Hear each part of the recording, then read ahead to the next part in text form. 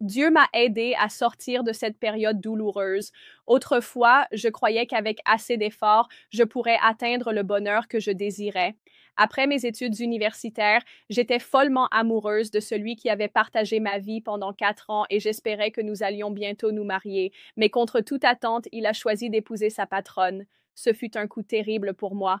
Malheureuse, honteuse, désespérée, je me suis jurée, les dents serrées, je vais me relever seule, je vais réussir, gagner de l'argent, créer ma propre entreprise pour que plus personne ne puisse jamais me piétiner. À partir de ce moment, gagner de l'argent à tout prix est devenu le but de ma vie. Je me suis éloignée de Dieu, j'ai même cessé d'aller aux réunions. En apparence, j'ai gagné de l'argent, mais à l'intérieur, je n'étais pas heureuse. Mes journées étaient remplies de rendez-vous, de négociations, de voyages. Mon corps était épuisé, mon cœur encore plus vide et douloureux. Alors que j'étais au plus bas dans ma vie, une sœur est venue me voir et m'a lu un passage des paroles de Dieu. Quand une personne est sans Dieu, quand elle ne peut pas le voir, quand elle ne peut pas connaître clairement la souveraineté de Dieu, chaque jour est vide de sens, sans valeur et indescriptiblement douloureux.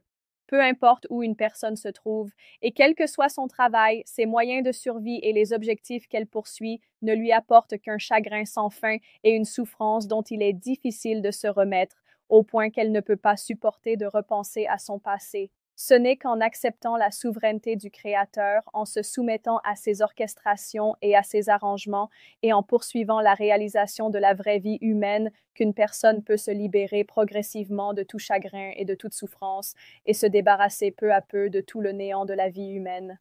En entendant ces paroles, j'ai fondu en larmes. J'ai compris que ma souffrance ne venait pas d'un manque d'effort, mais du fait que j'avais quitté Dieu et que j'avais mis mon espoir dans l'argent et mes propres forces, oubliant que c'est Dieu qui détient le contrôle de ma vie, de mon destin et de mon mariage. J'ai alors décidé de revenir devant Dieu, de lire sa parole, de lui parler dans la prière. Petit à petit, mon cœur s'est apaisé et je n'ai plus cherché à acheter le bonheur avec mes réussites, mais j'ai retrouvé dans la présence de Dieu une paix, une joie et un amour sincère que je n'avais plus senti depuis longtemps. Aujourd'hui, je comprends ceci.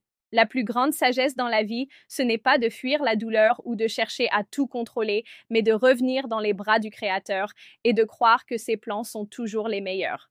Si vous traversez une période difficile ou si, malgré tous vos efforts, vous vous sentez épuisé, je vous invite à écouter ce que Dieu veut vous dire aujourd'hui. Cliquez sur le lien dans ma bio pour rejoindre notre groupe d'études de la parole de Dieu.